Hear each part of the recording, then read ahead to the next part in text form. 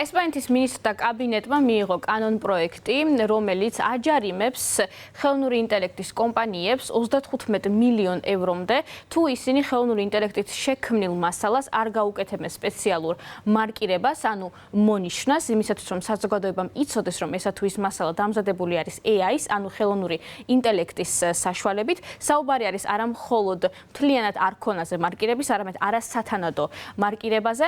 როგორც აღნიშნავენ, ესპანეთში მთავარი მიზანი ამის არის ის, რომ შემცირდეს deepfake-ებისგან გამოწვეული რისკები. საუბარი არის ხელოვნური ინტელექტით შექმნილ ვიდეოებსა და ასევე აუდიო მასალებზე, რომელიც აქტიურად ვრცელდება სოციალურ ქსელში და რომელიც გამოც ძალიან ბევრი მომხმარებელი უბრალოდ შეცდომაში შედის.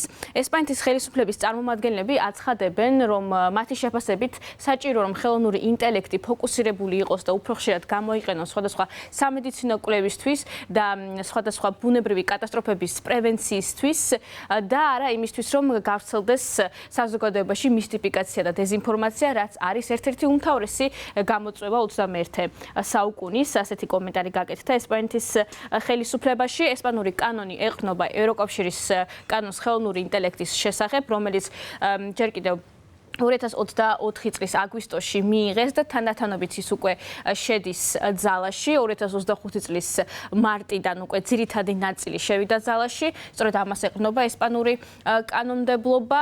ჯარიმებთან დაკავშირებით არის სპეციალური კატეგორიები, მაგალითად მცირე რისკი და დიდი რისკი და სწორედ ეს კატეგორია deepfake-ების გადის დიდ რისკში ესპანური კანონმდებლობის მიხედვით. თუ რა თქმა უნდა, პარლამენტი შემდგომ მიიღებს ამ კანონ პროექტს საბოლოოდ. ხელოვნური ინტელექტის მიმართ ინტერესი გაიზარდა განსაკუთრებით მას შემდეგ, რაც კომპანია OpenAI-მ წარადგინა დღესდღეობით ერთ-ერთი ყველაზე პოპულარული და წარმატებული ჩატბოტი ChatGPT. და მას შემდგომ ევროკავშირი გახდა პირველი, ვინც ხელოვნური ინტელექტის ბაზართან დაკავშირებით მიიღო სპეციალური რეგულაციები და კონკრეტული კანონები და ერთ-ერთი მთავარი მიზანი ამის არის ის, რომ ხელოვნური ინტელექტის კომპანიები რაც შეიძლება უფრო მეტად გამჭირვალედ მუშაობდნენ.